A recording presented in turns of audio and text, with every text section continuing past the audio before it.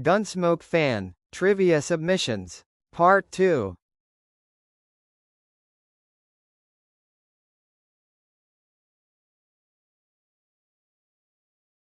No one told the cast about the series being cancelled.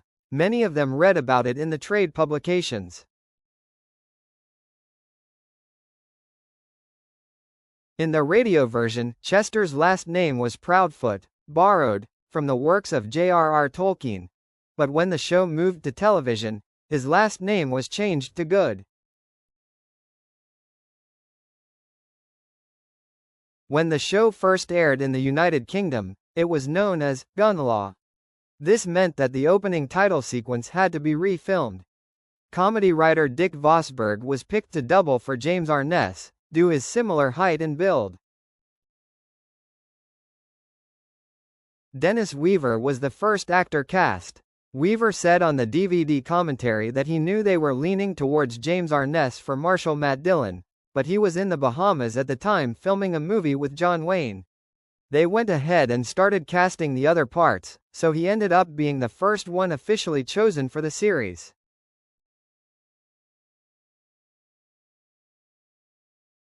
Get Outta Dodge was a phrase made famous by this show, in which villains were often commanded to get outta Dodge.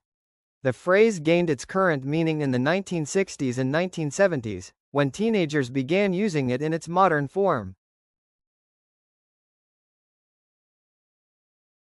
The Dodge House, Lady Gay, and Long Branch were actual businesses in Dodge City.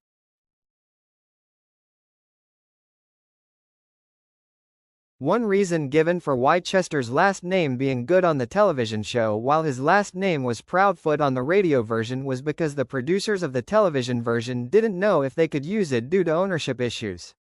Parley Bear, who played Chester on the radio version, spontaneously used the last name when the producers hadn't come up with a last name for the character. The opening shootout in the title sequence of TV's Gunsmoke was shot on the same street seen in the Laurel and Hardy film Way Out West, 1937.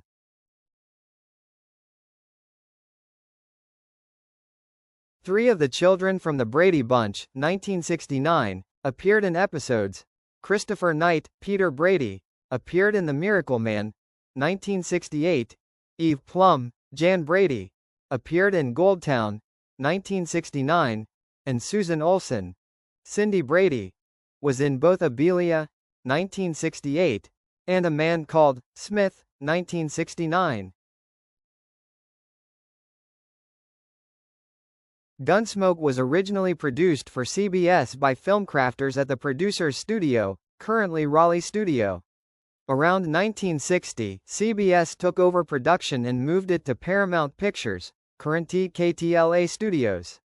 Around 1963, production was moved to CBS Studio Center, where it remained for the rest of the show's run. Starting around 1970, CBS produced it in association with the Arness Company. Originally syndicated by CBS Films and then by its successor, Viacom, now Paramount Television.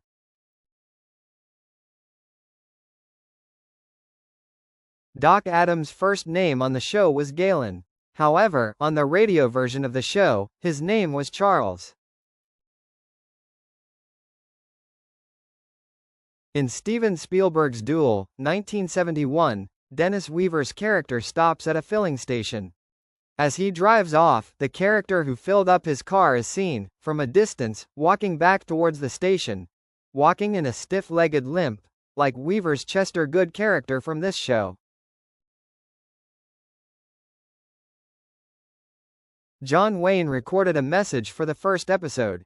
However, he later fell out with James Arness in 1959 when the younger actor deliberately snubbed a meeting regarding a role in Wayne's film The Alamo, 1960.